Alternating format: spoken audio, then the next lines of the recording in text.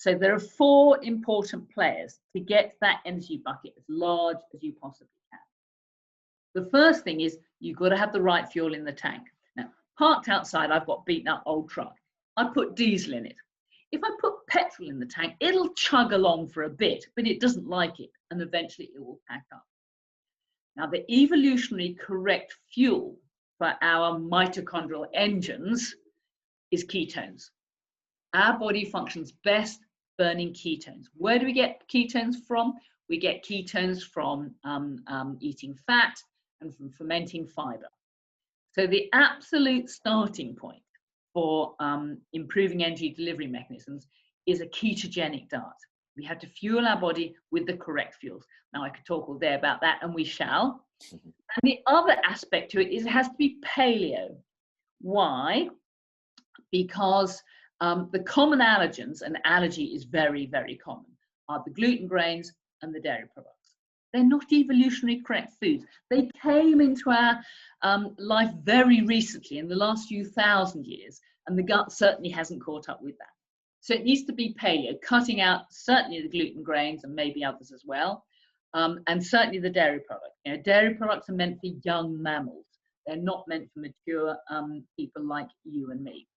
So it's the paleo-ketogenic diet. And don't laugh. Ooh, I've actually produced another book about it, which I've called the PK Cookbook, which details, what you can eat, for breakfast. How do you know when you're in ketosis? And all those sort of things.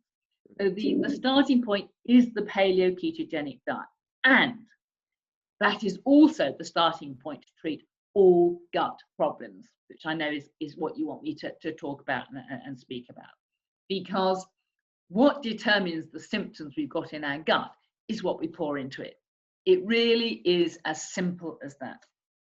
It's the last thing people want to consider. It's the last thing that gastroenterologists tell their patients to do, if ever, I have to say, if ever.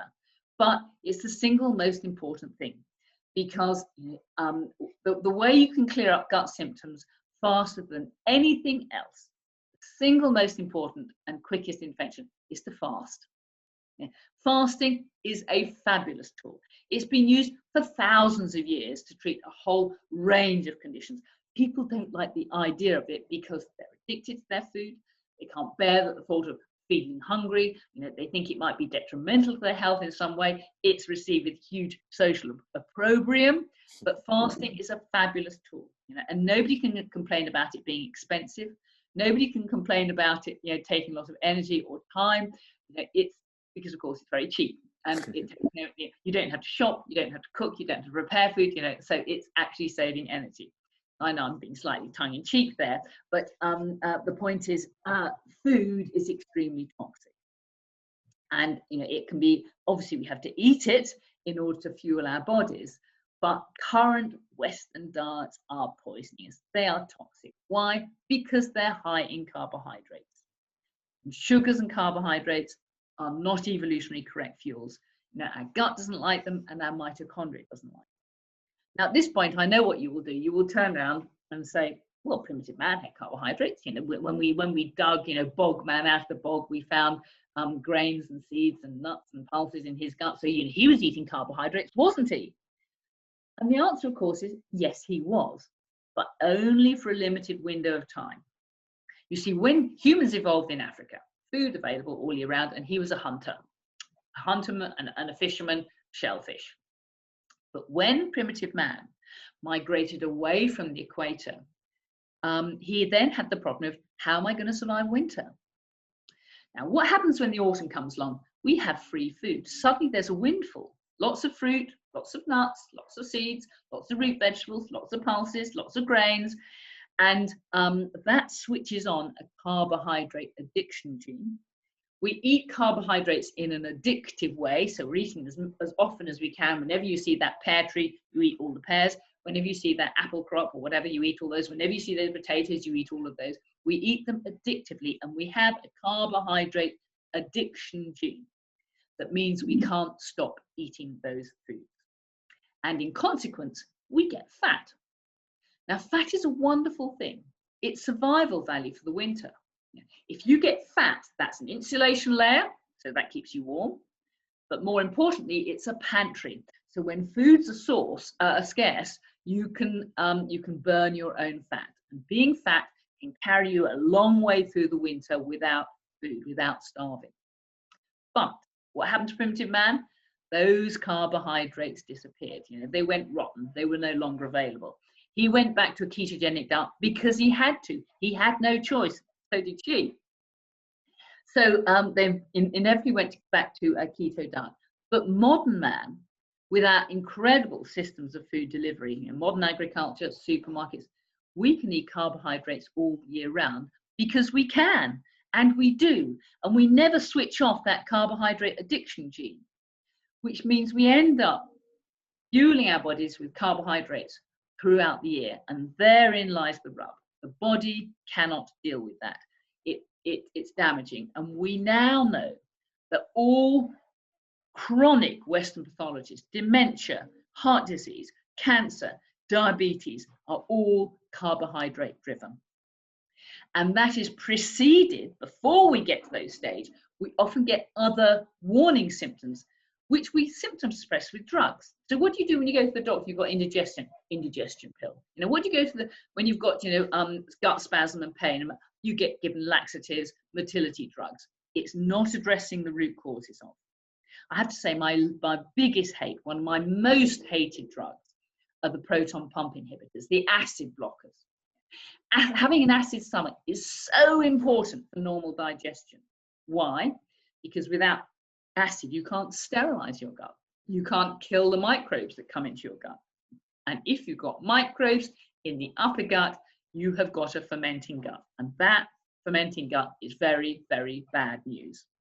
Because if you've got a fermenting gut, you are fermenting carbohydrates to toxins like alcohol. It's called the auto-brewery syndrome. If somebody said to me, and you've got to have a glass of wine for breakfast every morning, guess what? I'd be foggy-brained, I'd be fatigued, I'd be immunosuppressed. I just wouldn't be able to function. But it's not just alcohol that is produced. Other nasty things like D-lactate, hydrogen sulfide, ammoniacal compounds, these all poisonous. So we start producing all these toxins, and where do they go? They go, the first port of call is the liver. The blood that drains the gut doesn't go into the systemic bloodstream, it goes to the liver, and the liver has to sort it out. And that requires a huge amount of energy and a huge amount of raw materials. So simply by eating a non-fermentable diet, i.e. a paleo ketogenic diet, you stop your upper gut fermenting. And that reduces the load on the liver. So you don't need so much energy for the liver. So you've got more energy for you to have a life with. And just that very simple intervention automatically gives you more energy and is the starting point to treat all gut conditions, including upper gut problems, indigestion, bloating, feeling full, which are all typical upper gut. Reflux, I think reflux is the cardinal symptom of the upper fermenting gut, often presents with cough, especially cough at night when people lie down. So do not symptom suppress, always ask the question why. Another problem with the upper fermenting gut, and I think, in fact, I now know that this is a major overlooked cause of pathology. You see, when I was at medical school, and I'm sure it's the same with you, Alex, we were taught that yes, the gut is full of bacteria, and of course the lower gut is full of bacteria. The lower gut, the colon, is full of friendly bacteria. They are there in kilogram amounts. But we are taught the gut is full of bacteria, and there they stay. We know that's not right. We know these microbes very easily get from the gut into the bloodstream. One example of this, if you brush your teeth, or if you eat some food, and you take a blood test, say a couple of minutes later, you will find you will find mouth microbes in the bloodstream. They easily get into the bloodstream. It's called bacterial translocation. Now, if these are friendly microbes, which are normally present in the mouth because you're eating a keto diet, which are normally present in the lower gut because you're eating a paleo-ketogenic diet, then the immune system has been looking at those microbes for millions of years. Oh, it says, we recognize you, you're friendly, you're okay, we'll just pee you out in the urine, and urine does have microbes in it. Just pee out and get rid of them, and that's that. But if they are unfriendly microbes, like yeast or fungi, like bacteria that are fermenting the gut, which really shouldn't be there, which are new to the immune system, they've only been there recently for a few thousand years, then the immune system is alerted. And you start off with inflammation in the gut, and guess what? Inflammation causes pain.